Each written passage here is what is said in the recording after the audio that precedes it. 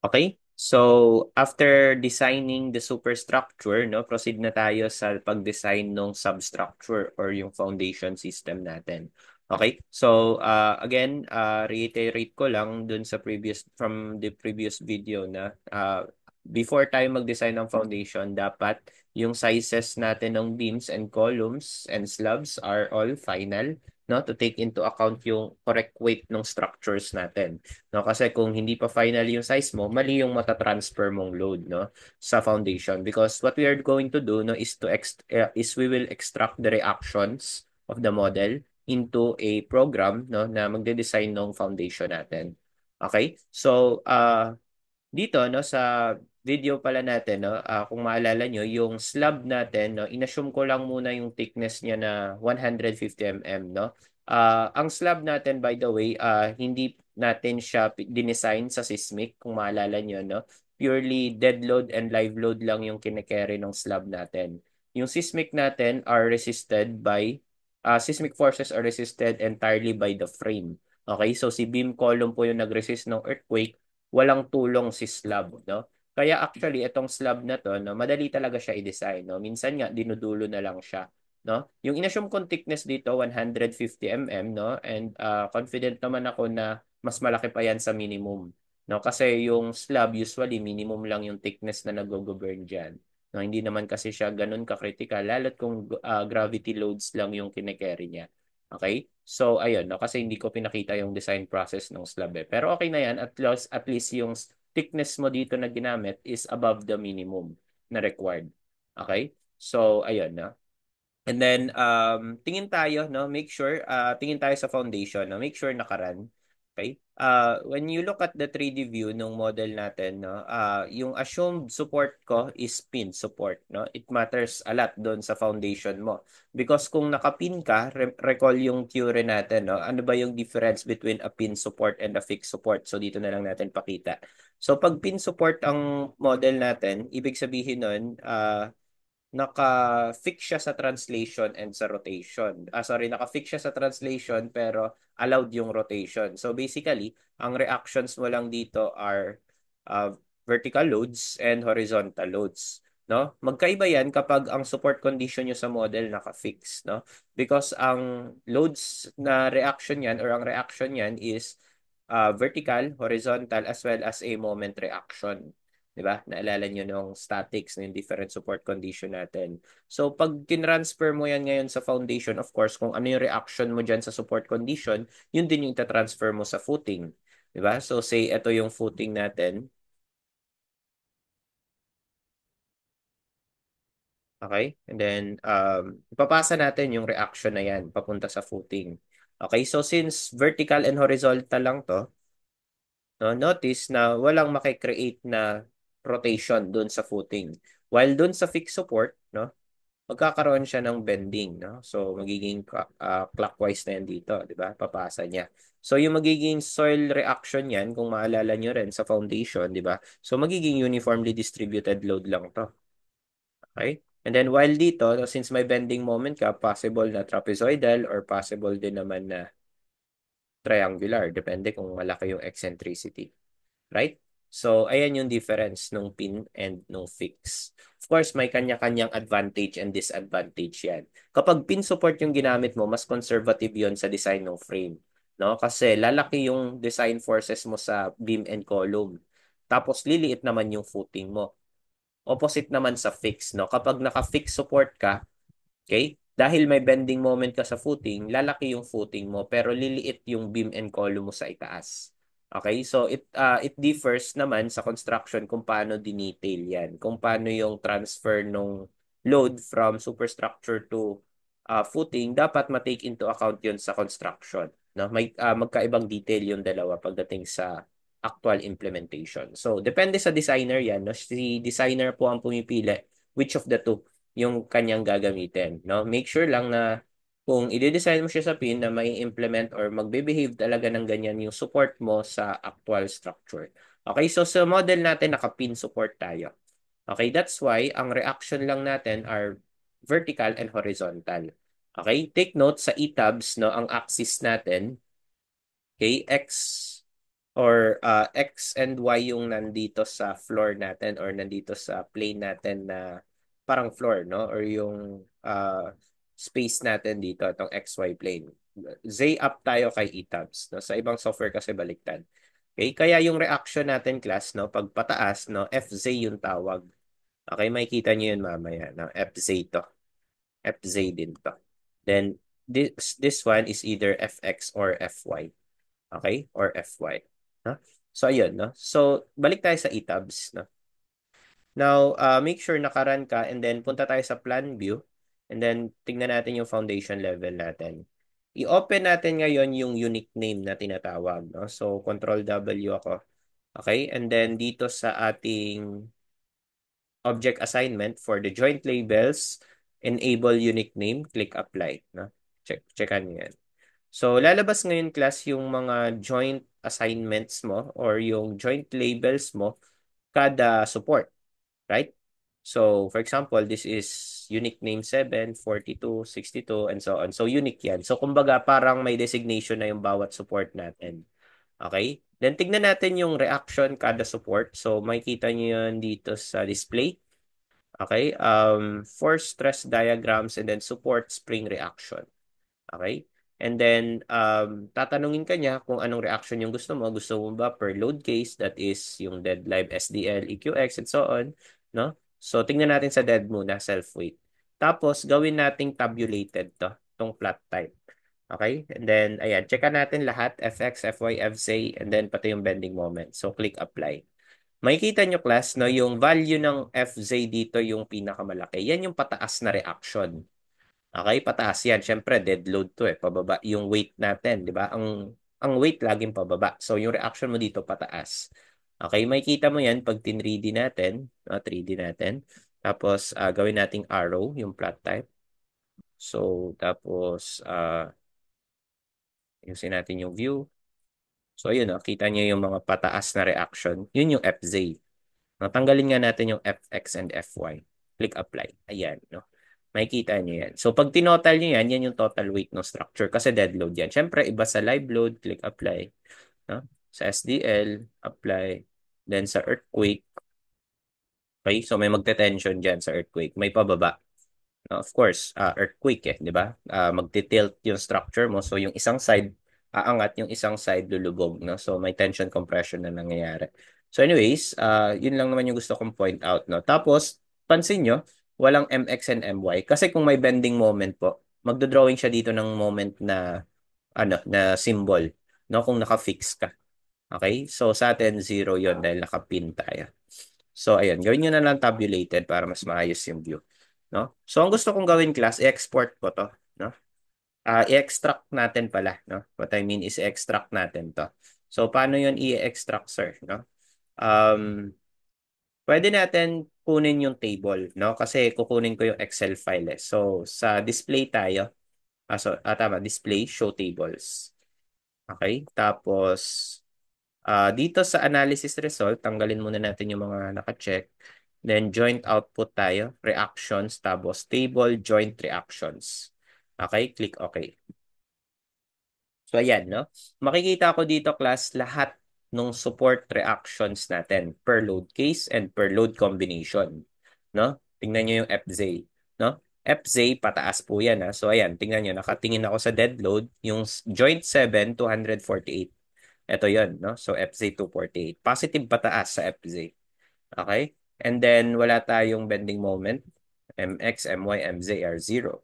And actually, itong mga FX and FY, dahil nasa center naman to ng bottom ng footing naka-locate, no? Hindi na rin nag-create ng bending moment. No? Kaya mag-focus na lang talaga natin yung FZ.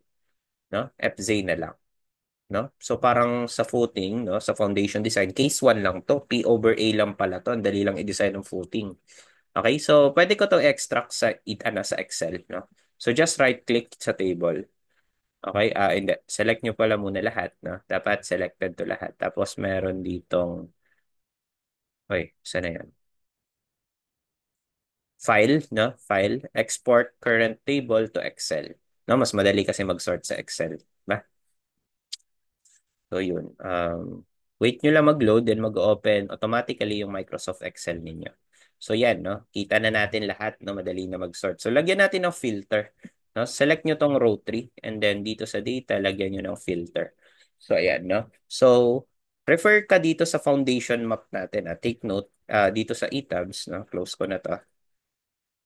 Tandaan mo yung mga unique name kasi ganun mo papangalanan yung column or yung foundation So, meron kang foundation plan na nandito, no? Then kita mo yung mga unique name each footing. Now, what I want to do, class, no? Mag-group ulit ako. Same nung ginawa natin doon sa columns and beams sa mga previous video. So, same grouping ko na lang sa column. Okay? Sa column kasi, tatlo yung group ko. Isang group for the corner, isang group for the edge, and isang group for the interior. No? So, ganun na lang din gagawin ko. No? So, depende sa i-require sa inyo kung ilang group. Siyempre, hindi naman kailangan na kung ano yung column group mo, yun din yung foundation group. Possible din na iba yung column group mo at yung foundation group. Ako, as much as possible, dinadamihan ko yung foundation group kasi mas economical mag-design, no? Kung talagang nagiging accurate yung design mo per footing kaysa i-group mo siya. So, for demonstration, gagawin ko munang tatlo.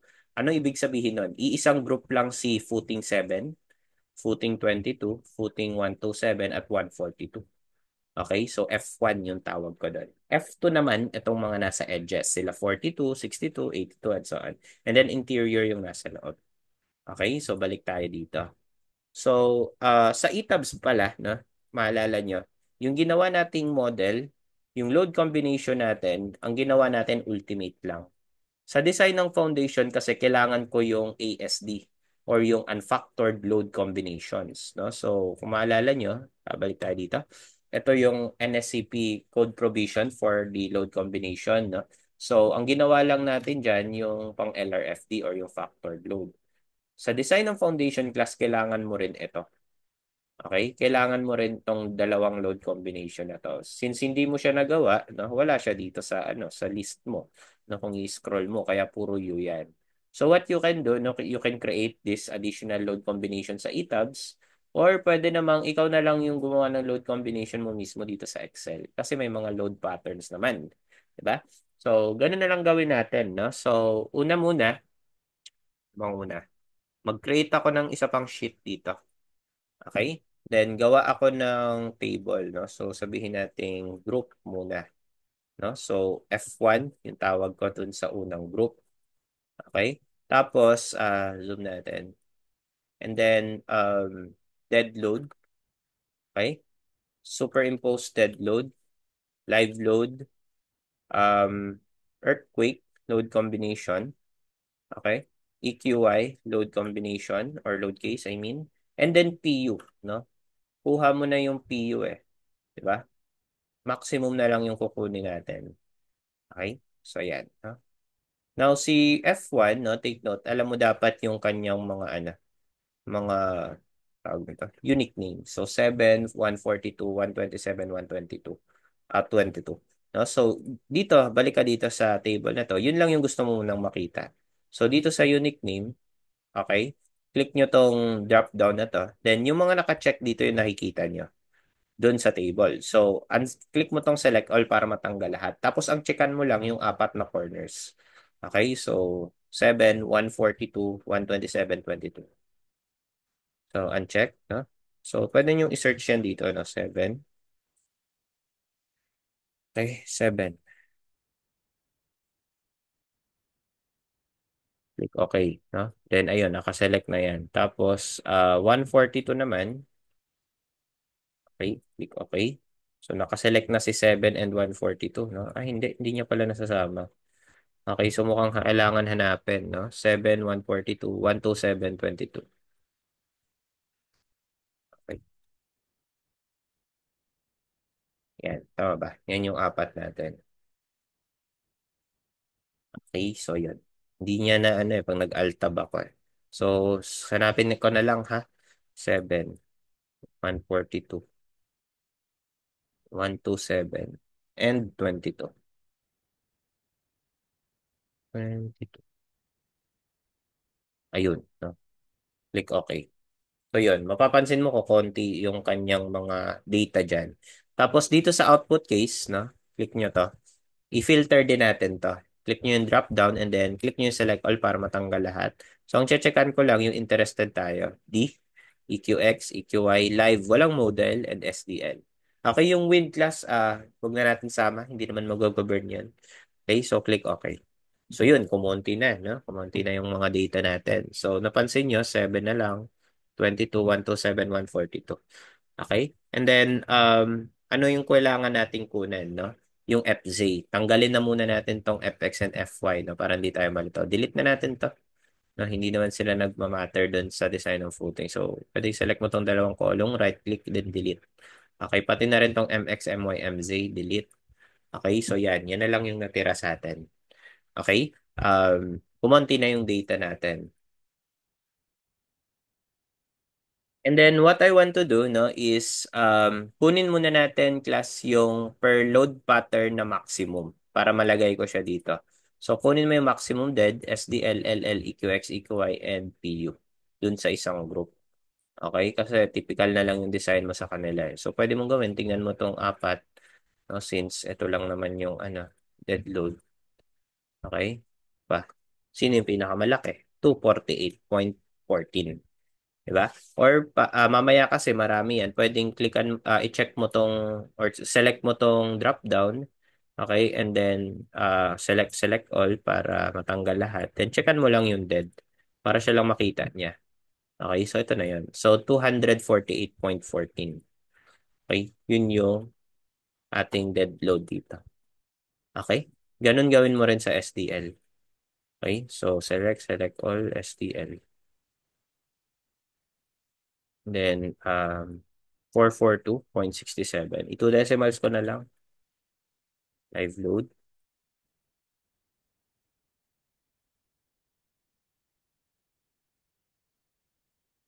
Okay, 44.56. EQX, no?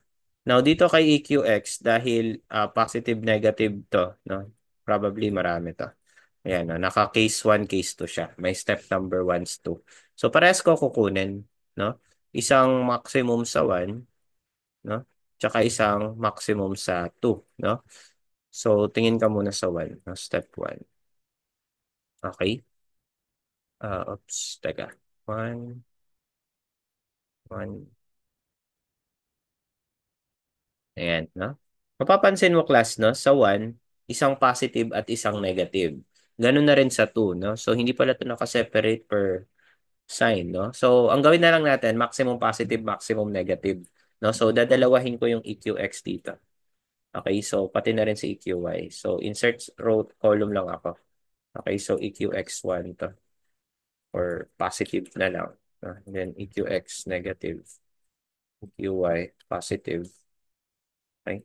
EQY negative. Okay? Yan. Ha? So, kunin mo yung maximum positive. Ganun siya. So, balik tayo dito. Maximum positive, tignan mo na lang, no? Or pwede mo tong i-largest to smallest, no? 332.76.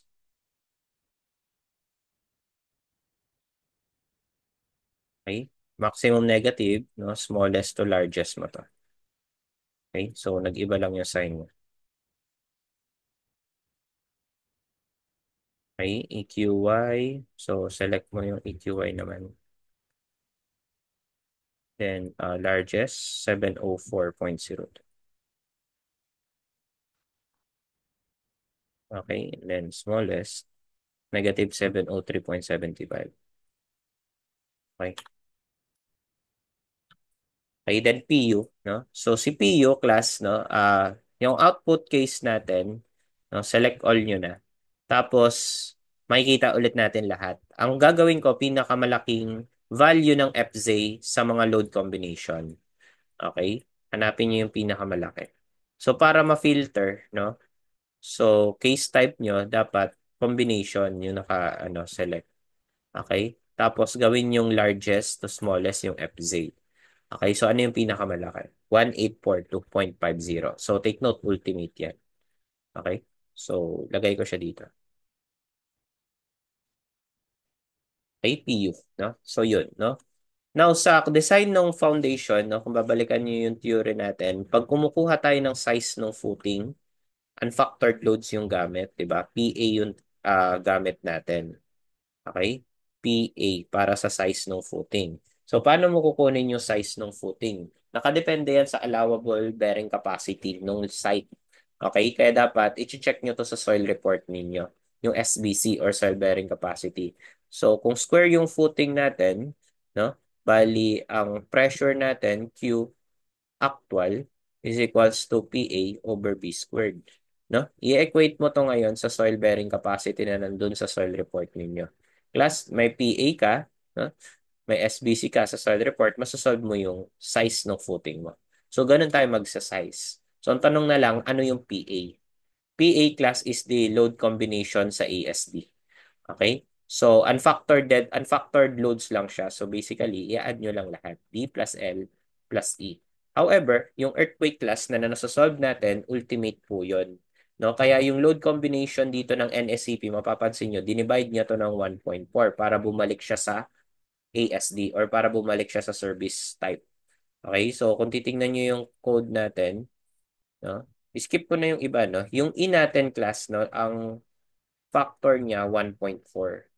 Okay? Kasi nga ultimate na yung E itself. So, para maging unfactored, i-divide mo naman siya ng 1.4. Okay? So, ang load combination na lang ng live load ng PA natin is D plus L plus E over 1.4. Okay? Ganyan na lang po yung gagawin natin. So, balik tayo dito sa Excel. Create create a column ulit, no? PA. No? And then, ganun gagawin ko. Equal sign dead. Yung dead kasama niyo yung SDL plus live. Okay, plus E over 1.4. Okay? Yan. 973. Supposedly, i-check mo rin, no? Dito sa EQX na negative, EQY na positive, EQY na negative. Okay? Kaya ang gagawin natin, no, apat yung magiging PA mo. And then you will choose yung maximum dun sa apat. Siguro naman walang magne-negative dito, no? Kasi mababa masyado yung ano natin, yung earthquake, no? Di-divide pa to ng 1.4. 1.4 is 1 over 1.4.7. So, kukunin ko na lang yung maximum, no? So, parang ganito. So, si PA, teka, paano ba natin gagawin to? Isa pa lang to eh, no? 973. Check mo pa yung 332. No? So, yun.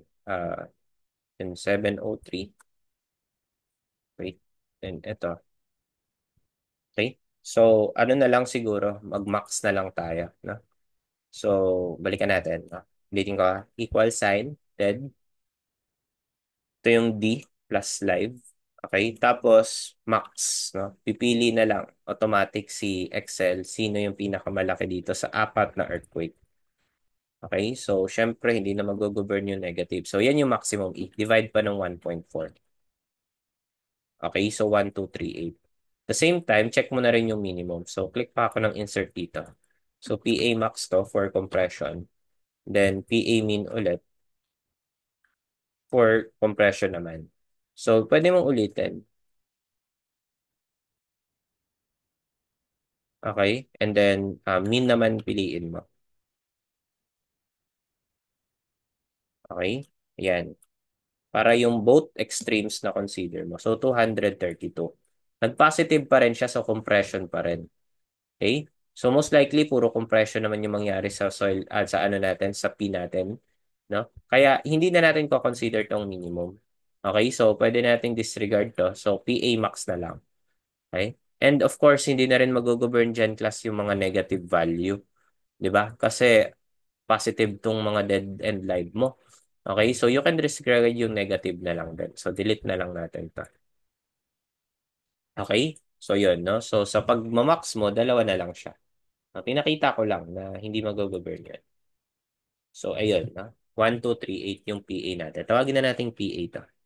Okay, yan. So kompleto na sa isang group. Do that for all the groups, no? Kaya nyo rin kung kunin yung F2, F3 and F2 and F3.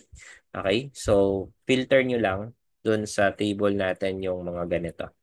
Okay? Apat lang naman kukunin mo. Okay? And then class, alamin natin yung SBC, no? Soil bearing capacity. Okay? So yung soil bearing capacity, of course, unique to per project, depende sa location ninyo. Okay? So, ang gawin ko na lang, no, may kinuha akong sample soil report dito. Then, ito yung gamitin ko. No? So, ito, this is from a sample project. Ito daw yung allowable bearing capacity niya for boreholes 1 and 2. Nakadepende ang bearing capacity, unang-una sa depth at sa size ng footing. Okay? Embedment depth, yan yung lalim from the natural grade line, NGL. No? Yun yung lalim ng iyong footing. No? DF yung tawag natin dyan. Diba? So, kung ito yung footing mo, ay 1.5 siya. Okay? Eh, yung ginamit ko sa model class, 1.5 eh. Diba? 1.5 yung level ko below ground. So, 1.5 na lang din. Now, mapapansin nyo, iba-iba yung kanyang soil bearing capacity dito. Diba? Depende sa footing width para sa 1.5, no? So, assume ka na lang muna ng footing width mo kasi hindi mo pa alam yung footing size mo eh. So, siguro, assume muna natin yung 205, no? 2.0 na footing width. So, 205 kPa yung aking soil bearing capacity. Okay? So, balik tayo ng Excel. Okay? And then, i-bold nga natin to. And lagyan natin ng color yan. Kulay. Purple. Yan. Tapos, border. Yan, no? Tapos, ang SBC ko, 205 kPa. So, paano ko makukuha yung size? Diba? Ito na po yung equation natin, no? Pinakita ko na kanina. So, tama ba na yung B natin is equals to square root ng PA over Q actual. Okay? So, makukuha mo yung, ano mo, yung B mo. Yung Q actual mo, syempre, yun yung soil bearing capacity. No? So, palitan mo yun ng SBC. So, apply that formula. Alam mo na yung size ng footing, di ba? At yun yung ilalagay ko sa safe natin. No? Safe yung gagamitin nating software para i-design to. Bago ka mag-save, kunin mo muna to ha? Kasi aalamin mo pa yung parameters eh.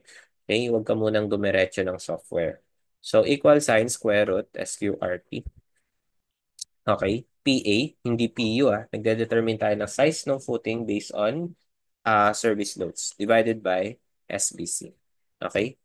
So class, ito yung size mo ng footing, 2.4. So medyo malapit dun sa inassume ko, no? I'm like 2.5 pala siya. So 170 pala dapat yung soil bearing capacity. Kaso mag-a-adjust din yung size mo. Pero i-keep na muna natin na 205 yan. Okay? Okay lang naman na pumili ka dyan kasi most likely lalaki pa yan. Okay? So ayun, 2.4. Try nga natin gawin yung 175, 170. No? Try natin to 170. So, edit mo lang to. No? Naka-formula ka na yun. 170, 2.6 siya. Okay, so mas accurate tong 170. Mas malapit yung naging size niya compared dun sa kanina. Okay, dun sa 2.5. So, 170 na lang. Okay, so paano nakuha yan? Again, pwede nyo try sa Calcu sa mga bago sa Excel. Maganda mag-verify kayo sa Calcu. So, 1238.24 over 170. No?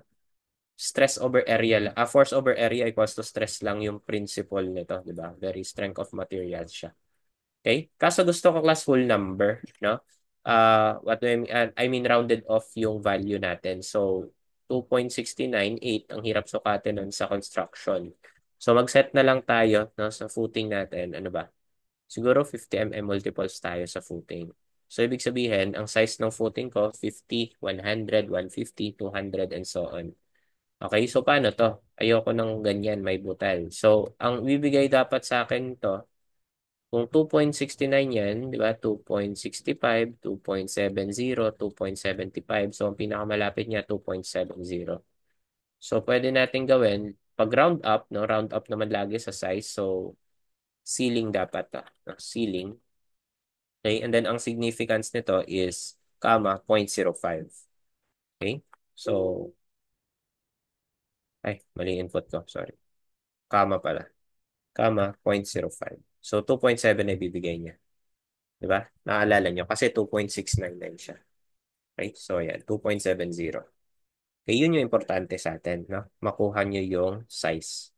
Okay? Tapos, okay na tayo sa size. No? Dalawang kailangan ko, thickness at size, para ma-model ko na to sa safe. Okay? Paano naman yung thickness? T. No? Pero bago yung T, effective depth muna. Okay? So, delete ko muna tong mga ink ko dito. Okay? Naalala nyo sa foundation, paano tayo kumuha ng effective depth, no? Dalawa yun, no? Kung square footing to, naka-base yun sa either one-way shear, minsan tinatawag ding wide beam shear, and sa punching shear, minsan tinatawag ding two-way shear. Most likely kapag square footing, no, sa punching shear yung nag-govern. Okay, punching shear yung nag-govern. So, ang equation doon, balikan muna natin yung theory natin, no, sa foundation. No? Paano nga ba tayo nagsasolve ng thickness? Pag nagbigay yung prop natin ng problem, tinatanong yung thickness. So, for example, ito yung footing natin. Okay, tapos may naka-applied na load. Pag thickness ang inaalam mo, class, ultimate dapat lang load. So, naka-base yun sa PU. Tama? PU yung basis niyan. Tapos, kung PU yan, yung magiging reaction mo dun sa baba, magiging ultimate. Tama ba? So, yung uniformly distributed load dito sa baba, ultimate to. Okay? Pag ganun. Q, anong tawag nyo dito? Q yung tawag ko dyan eh. PU over area ng footing. May area ka na kasi may B ka na. So, makukuha mo tong value na to. Di ba? Tama ba? Meron kang PU. Ayun o. Meron kang area, B squared. Square lang tayo. So, masasolve mo yung Q. Tapos, sa theory natin, no, diba, ito yung footing natin. Tapos may column tayo dito. Mag-fail daw sa punching shear, yung critical section na tinatawag nag-o-occur sa D over 2. Nalala niyo yun? D over 2. Okay? All around the column. So, dyan daw mapupunit yung footing. So, ibig sabihin, pag nabutas yung footing natin, no, ganito yung itsura niya. Okay? So, ayun, no? Syempre, you should have a background sa foundation design, no? Pag gumagawa ka ng project. Kasi application to ng theory na tinuturo sa inyo ng instructor. So, mabubutas yung footing natin. No? Ganito na yung itsura niya. Butas na siya. Ganun. Okay? Butas na yan, no? So, then, since nabutas na yan, no, ang nangyayari, nagkakaroon ng internal shear force VU dito. Okay? So, pag inanalyze natin, di ba dalawa solution yan? Either yung may column yung i-analyze mo or yung butas na footing. So, i-analyze ko na lang yung butas na footing. So, yung VU na yan, saan siya naka-equate, no? Meron kang pressure dito sa ilalim na nakaturo sa butas na square. Ito yung QU mo. Okay, so by summation of forces vertical, na makukuha mo yung formula ng VU. So ito alam nyo na dapat, no? Kasi again, may background dapat kayo. VU, so QU times mo saan? Sa area ng butas na square. Eh yung size mo ng square, B by B. Babawas mo yung butas, itong pink. Yung butas na yan, tama ba? Na column yan plus effective depth kasi D over 2 kabilaan eh. So C plus D na square to, assuming square yung column natin. So anong value ni QU?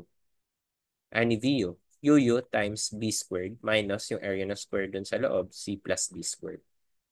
Nakuha nyo? Parang area ng square, babawas mo yung maliit na area ng square, kaya ang mangyari, mabubutas yung square. Diba? Parang ganun yung idea. So, yan yung VU. Okay, tandaan nyo yan. And then sa design, no, since nagde-design tayo, yung VU na to, demand shear force yung tawag dyan or ultimate shear force, i-equate natin sa ultimate capacity. So, ang design criteria natin, VU must be greater than VVN. VVN is equals to what? Sa footing. In general, ang VVN class is VC plus BS. However, we don't provide transverse reinforcement sa footing kaya yung VS natin 0. So, nangyayari, yung VU natin, nagiging, ang strength niya is yung sa concrete na lang VC. Okay? For two-way shear strength, no, i-equate na natin to. Two-way shear strength, ang formula niyan, 0.33 square root of FC prime BOD. And yung BO, kung maalala nyo, ito naman yung, ano to, perimeter to, di ba? Punching perimeter ng column. So, 4 times C plus D. Okay? So, when you expand, no, VU is equals to phi. 0.75 ang phi. 0.33. Square root ng FC prime. Okay? Times 4 times C plus D plus D. Okay? And yung VU na yan yung formula mo na i-equate mo dito sa formula na to sa taas. So, eto, no? From the loads, equate with this one. So, anong napansin nyo? Ano yung unknown? Effective depth yung unknown. Diba? Effective depth yung unknown. So, pag may effective depth ka na, makakakuha ka ng thickness. So, what I want you to do, no, is to calculate yung effective depth nito kasi mag-ship solve ka dito. 'Di ba? So, mag-ship solve ka dito. So, mangyari, um, equate mo tong dalawang naka-yellow, na itong dalawang to. So, bale, QU times P squared minus C plus D squared. No? Equate that with phi. Lagay ko na yung phi, 0.75. FC prime, 28 yan. So, formula muna natin, 20, FC prime. Okay? And then, 4 times C plus D times D. Notice, no? Anong unknown mo dyan? Tama ba na D lang yung unknown mo? The rest ng mga variables meron ka. So makakapag-ship solve ka po, no? May QU ka. PU over A. No? Check mo lang yung units mo kasi 'di ba, usually ang common mistake diyan, etong QU naka-kPa eh. Convert mo muna sa megapascals para mangyari para maging Newton equals to Newton, no? Kasi yung B mo dapat naka-mm and yung C mo naka-mm. Yung C pala dimension ng column. Okay? So, you should create a C pa dito, no, na cell na 4 column dimension. Okay? So, mag-ship solve kasi tayo dito para makuha si D.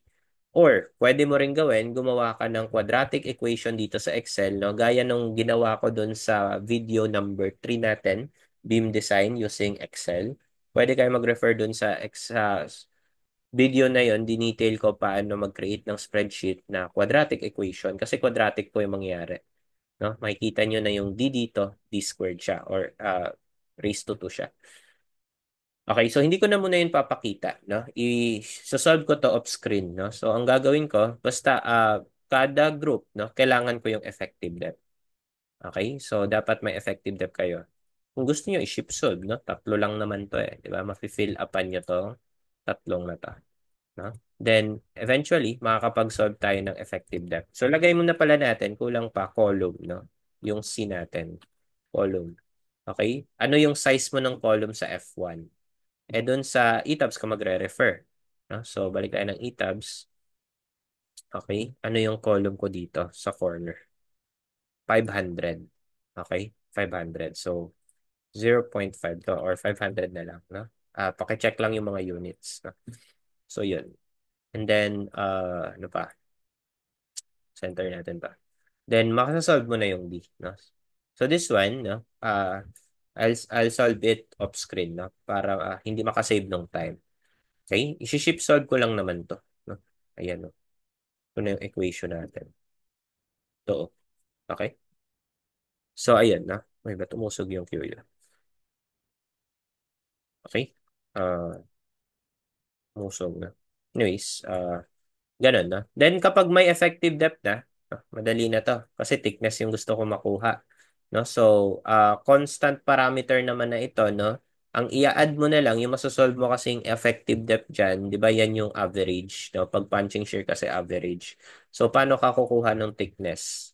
Tama ba na yung thickness natin has a formula na effective depth, no? Average. Okay? Average na tong masosolve mo ha, dahil punching shear ka plus assuming same diameter ng bar lang yung top and bottom layer mo, dB. Okay, plus CC. Okay, so mag-set ka muna ng dB na mag-assume ka muna. Pwede ng 25 or 20 no, para malaki yung maging thickness mo. Okay, concrete cover sa footing, ano yan? 75 po yan. No? Then, eto, masasolve mo siya zip solve. So, masasolve mo yung thickness. So, ang pinaka gusto ko talaga makuha dyan is yung B. Okay? At yung thickness para ma-model ko siya sa safe. Okay? So, ayun. Solve nyo muna yan. Na-extract nyo muna yung mga forces nyo.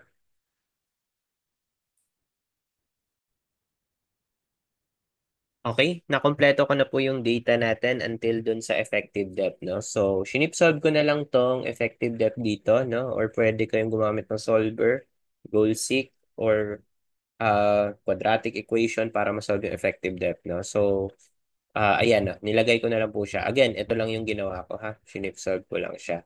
Bale, kung ita-type natin value by value, no, yung PO over A sa F1 muna.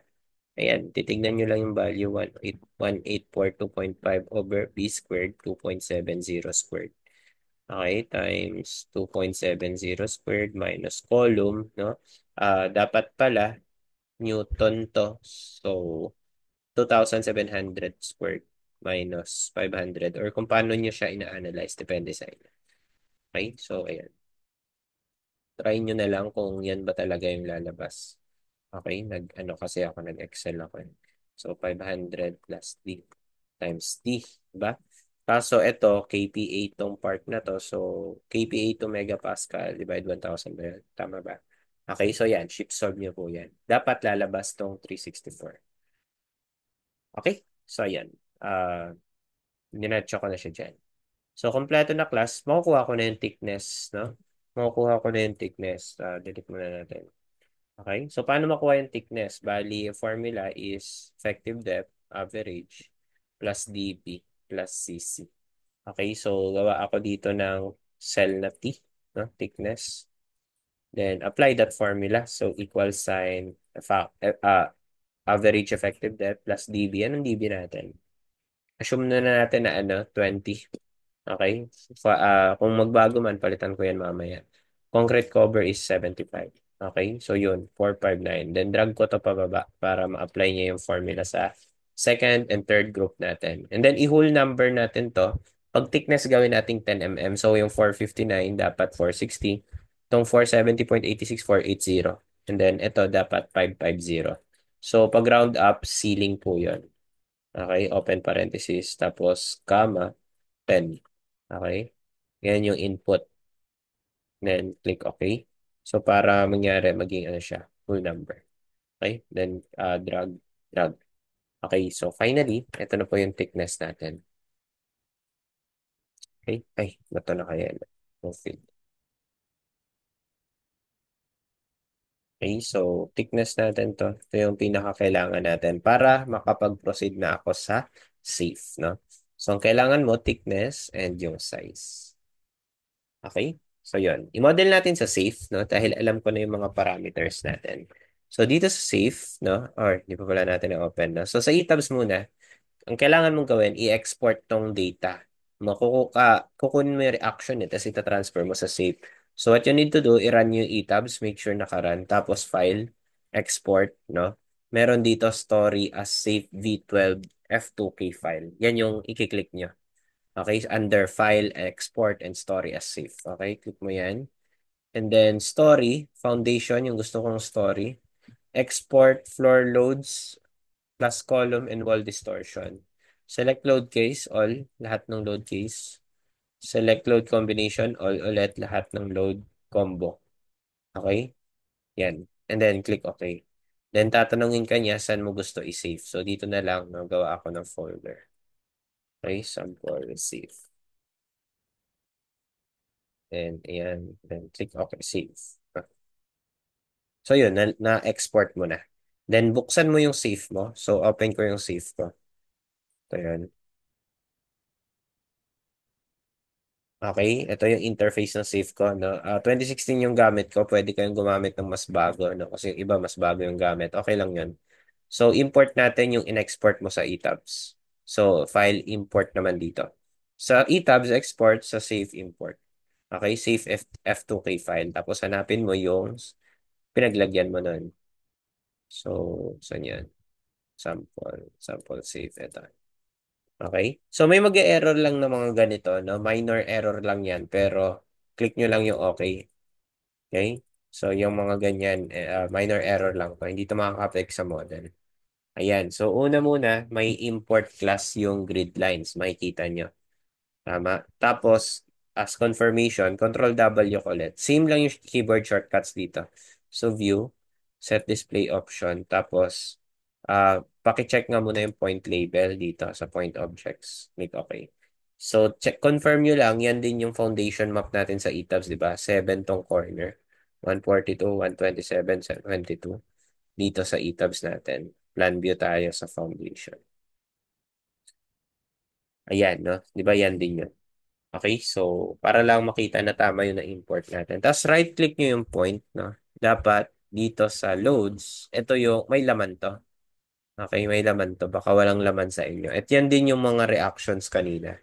Pansin nyo, 248. Yan din yung reactions. Okay? So, yun. Yun yung first step. And then, next step, no? Save nyo muna tong file na to. Okay? Para hindi mawala. Okay? Then, next is define, no? Mag-define tayo ng materials. Okay? So, add new material na lang ako. Concrete muna yung define natin. So, concrete. And then, make sure material type is concrete. No? So, make this 24. Okay? And then, ang FC prime natin, gawin nating 21 sa footing. No? I-21 natin yung footing. Ay, hindi, 28 pala ginamit ko kanina sa, ano, sa two-way shear. No? So, 28 to. Okay, yan lang naman yung kailangan mong baguhin. Pwede mong baguhin din tong E, no? 4,700 square root of 28. So, pero minor lang naman yung mag-iiba. No? Kaya hindi rin siya ganun ka-critical. And actually pala, one trivia, pwede mong gawing formula bar tong mga nandito sa CSI text box. So, di ba formula nun? 4,700. Okay, square root of FC prime. So, times 28 and then ang square root raised to 0.5. Okay? 0.5 yan. Then click tayo sa outside. Ayun, nag-update siya. Diba? Para hindi ka nakukuha ng calculator. Okay, click OK. And then rebar naman, add new material. Rebar. Actually, meron na yung mga default. Pero sige, gawa natin. Rebar. Okay, 77 ang unit weight ng steel. 200,000 to. One. Okay. And then ang FY ko, i-420 natin to grade 60. Okay? So, yan. Rebar grade 60. So, click OK. Yung FU kahit di nyo nabaguhan, hindi baguhin, hindi naman yun kailangan. Then, click OK. Next, after materials, slab properties. Baka tanong nyo, sir, bakit may slab e footing to? Considered na slab yung footing natin. Okay, so define slab. And then, kung sa beams and columns, dinedefine mo sila or nininame mo sila by size dito sa slab by thickness. And nakuha ko na yung mga assumed thickness natin dito. Okay? So, thickness mo dito, ay, sorry, mali ito. Uh, foundation. Ito, 460, 480, 550. Okay? 460, 480, and 550.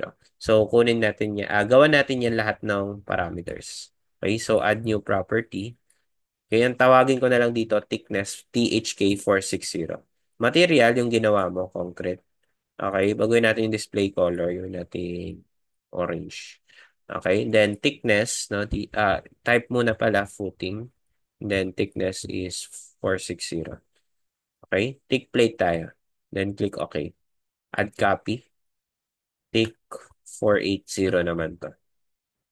Okay, and then 480 to. Then gawin natin yung kulay, gawin natin green. Okay, click OK. Then add copy para kay pangatlong footing. Ano siya? 550. Okay, then change blue naman. Okay, 550. Okay, click OK. Ayan, nagawa mo na yung tatlo. Then click OK. Then, next, pwede mo na silang i-drawing. No? Drawing natin sila. Teka, bago natin drawing pala, mag-define muna tayo ng soil subgrade properties. Okay, so click nyo to. And then, add new property kayo. Ano yung soil subgrade? Yan yung soil condition. No? I-input mo dito yung value ng property ng soil mo. No? In terms of soil subgrade or subgrade modulus. So, pangalanan natin tong SBC 170. Dahil 170 kPa yung inassume kong soil bearing capacity. And then, ang itatanong niya dito sa'yo, hindi soil bearing capacity, kundi subgrade modulus in kilonewton per cubic meter. So, ang tanong, ano yung subgrade modulus? Okay? Subgrade modulus class, no? May formula si Bowles dyan, no? Ibigay ko na lang yung formula. Okay? So, subgrade modulus or modulus of subgrade is equals to the soil bearing capacity, okay, times factor of safety all over the allowable settlement. Okay? So, ano yung mga yan, sir? Unang-una may SBC ka na, 170 kilopascals. Okay? Ang factor of safety mo, makikita nyo to sa geotechnical report. Okay? Usually, pag walang sinabi, ang ina-assume na factor of safety, 3. So, times 3 ka dito. And then, allowable settlement, nasa soil report din to. Pag walang sinabi, ina-assume to na 25 mm. So ito, may sinabi dito. The values are governed by limiting settlement magnitude of approximately 25 mm. Gawin nating meters yung 25 mm, 0.025 meter yan. Ang magiging unit nito, kilonewton per cubic meter.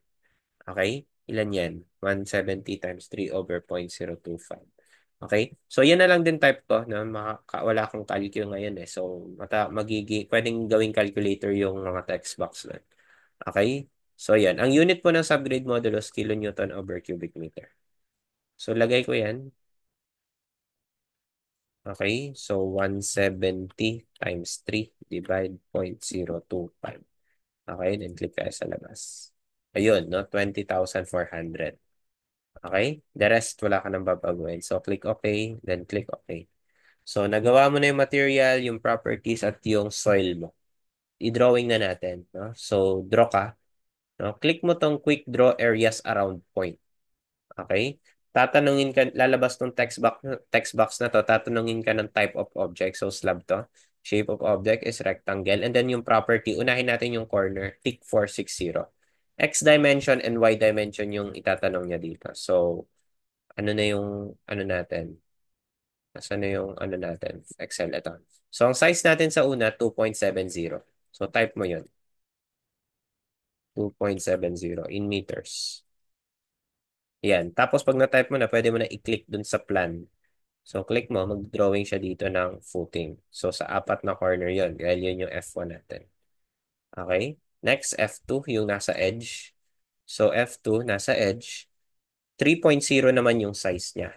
No? 3.0, tapos 480 siya. So, change mo to. 480 tapos 3.0 to. Okay, so lagay mo yan sa lahat ng edges. Make sure lang na ma-select mo to, no? Yung gitna.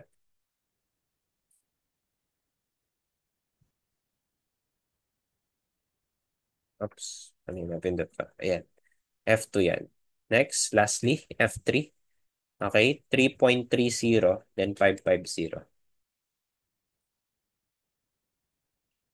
So, pinakamalaki yung pinakagitna, no? Or yung interior as expected. Pero, hindi naman ganun kalaki. Okay, hindi ko pala na-drawingan to. Okay, balikan natin itong 480. 3.0, 3.0. Tama ba? Mali ang drawing. Okay, so yan. Then, click lang yung cancel pag na-drawing mo na. Tapos, Control W tayo. Tago natin yung labels, no? Ang daming numbers. Okay, click OK. And then, lagyan natin ipakita natin yung color per different type of slab. So, dito yan sa Control W. And then, dito sa View Colors by gawin yung Section Properties. Okay, so tama naman, no? Blue yung interior, green yung edge, red yung corner. Okay, so yan yung foundation natin. And then, i-assign natin yung support. Select nyo po lahat yan. Okay, so select nyo lang. Oops, naka-draw mode pa pala ako, sorry. So, select nyo to. Yan. So, sasabihin dun sa baba, 28 area selected. Kung ilan yung footing mo.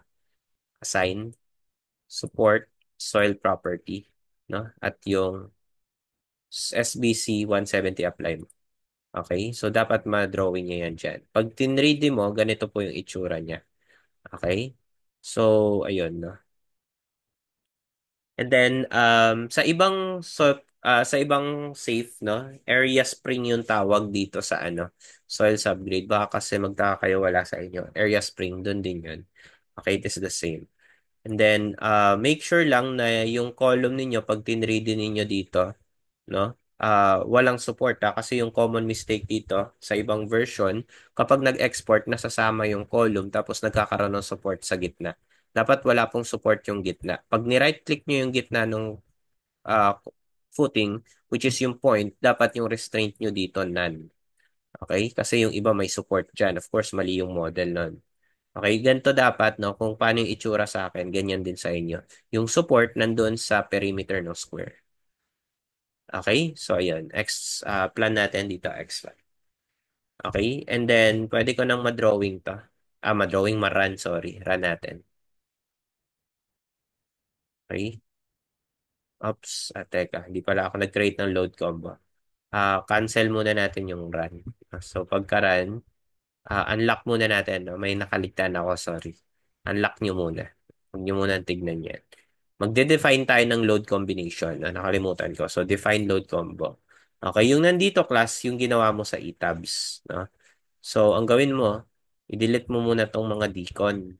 No? Dahil hindi natin yan kailangan. At yung load combination na ginawa natin, ito lang U1 hanggang U38. Okay? Yung mga nag 1 over 2 dyan sa earthquake yan, no? Step 1, step 2, okay lang yan. Okay? Pero ito, hindi natin kailangan to, itong mga decon. No? So, pwede mong delete yan isa-isa. Hanggat sa matira yung ginawa natin. Tapos, sa design ng foundation class, kailangan natin yung tinatawag na um, tawag nito, ASD load combination or service load combo, unfactored load combo, kasi puro ultimate ito. So, magkikreate na lang ako, no? Then, siguro, for illustration, tatlo lang muna i-create ko, no? Una, A1, no? Kung sa ultimate, U1, U2, U3, dito naman A1 ko tawagin. So, balik tayo ng PowerPoint and then, ang i-model ko, no, is etong tatlo muna. Dead, dead plus live, and dead plus live plus E over 1.4. Okay, dahil etong tatlo yung critical. Okay? So, ito yun yung dead dito sa baba. Ito yung first one. Second one. Tapos yung third one natin, ito. The rest kasi, bihira na mag-burn. Lalo't yung mga may 0.6, no? 0.75. Mas malaki yung 1 dun sa mga values na yan. So, ito, tawagin kong A1, A2, then A3 tong load combo na to. Okay? So, balik tayo dito sa safe. Okay, so yun. A1, then, anong ano niya? Load name natin. So, mag-start ka sa dead. Mapakihanap na lang yung dead. Magkasama yung dead and yung SDN. Okay, one lang yung scale factor nila. Click OK. Add copy. A2. Dito naman, sasamahan ko lang ng live. Okay, A2. Then, live. May 1 din yung scale factor. Okay, and then A3. A3 is dead plus live plus earthquake over 1.4. Okay? EQX. Now, mapapansin mo, apat yung earthquake X. No? So, etong A3 pala natin, saan na yan? Etong A3 natin, magiging times 4 pa to. Okay? So, pwede nating tawaging, ano na lang, A4, A5, A6. No? EQX 1 over 2, EQXY 2 over 2, EQY 1 over 2, and EQY 2 over 2. So, ganun. Okay? So, eto naman, 1 over 1.4. So, pwede mo dyan i-type 1 divide 1.4. Okay? Yan yung 0.7143. Para hindi ka na mag-calculate. Okay? Then, click OK. Add copy. A4. Make this 2 over 2. Okay? Add copy. A5. Make this EQY 1 over 2. Add copy. A6. This is 2 over 2 naman. Okay? Click OK. So, yan. No? Yan po yung ating mga um, load combination sa gravity. Sa gravity sa service, no? Service loads. Now, what I want to do, no, after this, no, after kong makagawa ng load combination, magki-create naman ako ng ng isa pang load combination for envelope. Okay? So, add new combo tayo. Pangalanan natin to na ASD gravity. Okay? Pero, eto class, hindi ko siya ililinear add. Kasi yung combination type by default linear add. From the word itself, kung ano yung mga nandito sa baba, i-add niya lang. Multiply itong scale factor, tapos add niya. Okay? Ang gagawin ko, envelope. No? Make sure envelope to. So, pag envelope, pipiliin niya naman yung largest doon sa mga nakalist dyan sa baba. So, dahil gravity to, dalawa lang yon, no? Si A1 at si A2. Tama? A1 at A2 lang yan. Okay? So, ang gagawin niya dyan, hindi niya yan i-add, pipiliin niya yung mas malaki sa dalawa. Obviously, A2 yon, pero gawan pa rin natin. No? So, click OK. Then, add copy ko yan, ASD, transient naman tayo. When you say transient, ito class yung lateral loads.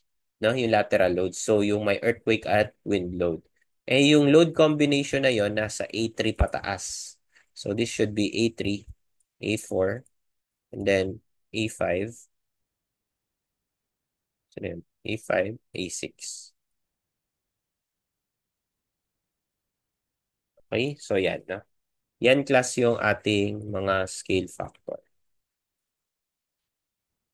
Okay?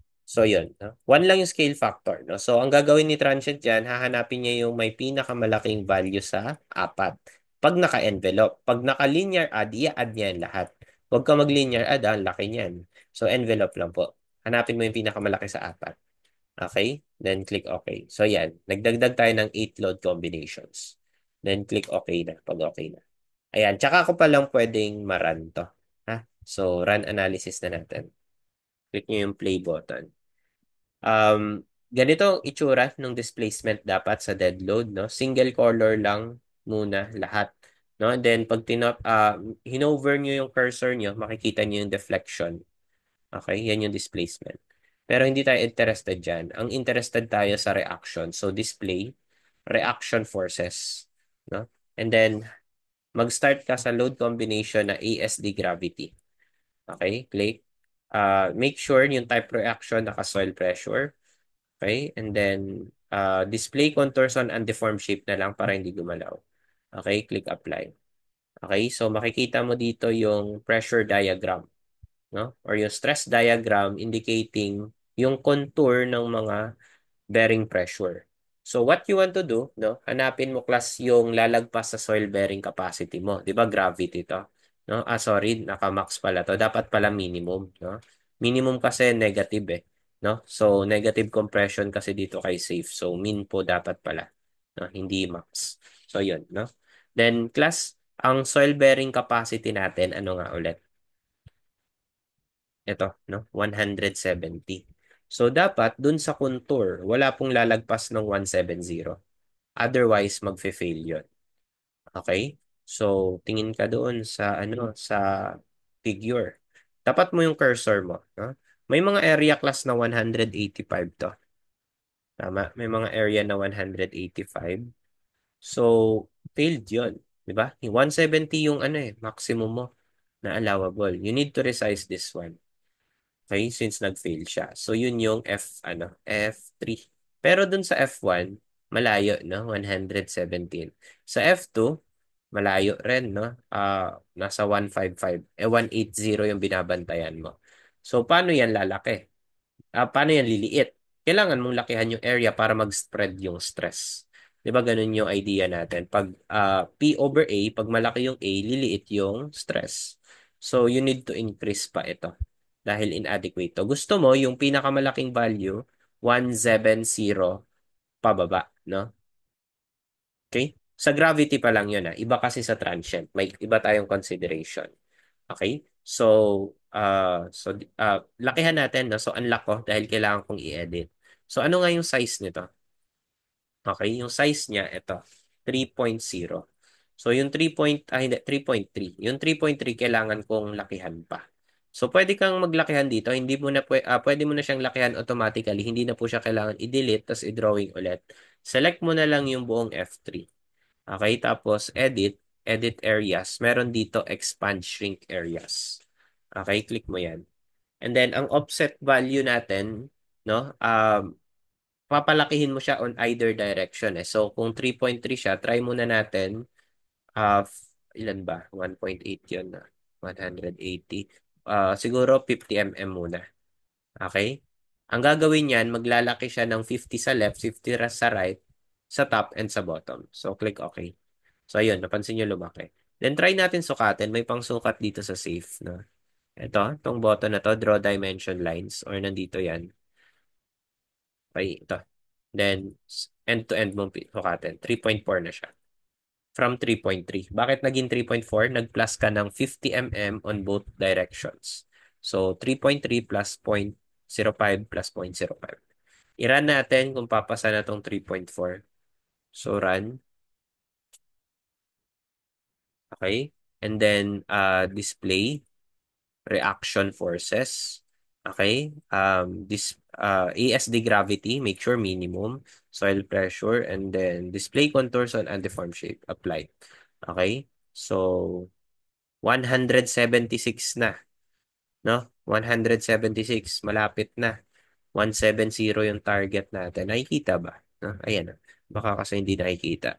Dapat 170. So, kulang pa yung paglaki natin. Laki pa tayo. No? So, unlock ko lang ulit.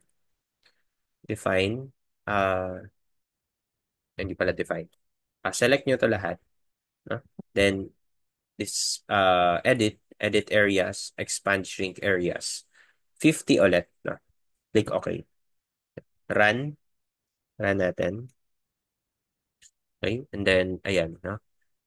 So, pag na-run nyo na, display, reaction forces, ASD gravity. Click apply. Okay? Then, hover the mouse. Ayun na, 168. No? Sakto yung design natin. Hindi nag-fail sa gravity. Okay? So, ayun po, no? Hindi nag-fail yung interior. So, ganun pala yung pag-check, no? So, bali ang idea, no? Balikan natin yung idea. So, sa SBC natin, dapat hindi lumaki yung actual, di ba? So, i-separate natin sa to dahil dalawa yung consideration. Sa gravity, ASD gravity, okay? Dapat mas maliit or equal sa SBC. Ngayon, yung transient class, iba yung consideration. So, si ASD transient, okay? Transient naman, dapat mas maliit or equal to sa 4/3 ng SBC. Bakit 4/3? Ano, saan ang galing yung 4/3? Nandito yon, sinabi yon ng code. Okay? So, pag ginamit mo daw tong load combination na to, ito yung sabi niya. In the lieu of basic load combinations, blah, blah, blah, na, when using this alternate basic load combination, a 1/3 increase shall be permitted in the allowable stress for all combinations including wind and earthquake. So, ayun, no, intindihin niyo yung term na 1/3 increase. Mag-i-increase daw siya ng 1/3. In short, imumultiply mo yung value ng 1 plus 1/3. Ba? Hindi 1/3, liliit yun pag 1/3. So, 4/3 yan. Okay? Or pwede rin 1.33, no? 1.3333, no? So, yun, no? So, yung 170, paki-times nga ito ng 4/3 kasi doon ko i-compare yung sa transient natin. Okay? So, 170 times, yan yun, 4/3. Okay? 226.67. Okay? So, yun, no? So, dyan ko i-compare, no? Balik tayo ng safe. Okay? And then, instead na ESD gravity, transient naman. Okay na ako sa gravity. Wala nang problema. No? Napapasa na natin to. Ito naman tayo sa transient. Then minimum. Then apply. Okay? So, hanapin mo yung pinakamalaki. No, yung contour, ito yung gawin mong guide. No? Yung purple yung pinakamalaki. So, yung may purple, ito. Yung gitna pa rin. No? Or yung nasa edge. No? Pag earthquake, take note, nasa edge yung critical. So, nandito sa taas. No? Anong pinakamalaki? Actually, makikita nyo pala yung maximum dito sa bottom left. Ito, minimum 189. Okay, so 189 to. So, safe. Layo eh. So, sa transient, 189 point. Lagay natin yung value. No? Saan makikita, sir? Nandito sa baba na. Ilabas niyo yung mouse para lumabas siya. 189.69. Okay, less than 226. Okay. Kanina sa gravity, ilan yata? Balik tayo. Display, reaction forces. Okay, and then gravity. Then apply. So yun, ilan siya? 168.865. So, 168.65 less than 170. Okay din to. Okay? So yun, parehas okay. Nag-okay siya. So, ganun po tayo mag-determine ng sizes. No? That's for the first part ng ating safe foundation design. Okay? So, next naman, i-design naman natin yung reinforcement, no? And then yung punching shear capacity ng ating footing, no? Kasi size pa lang yan.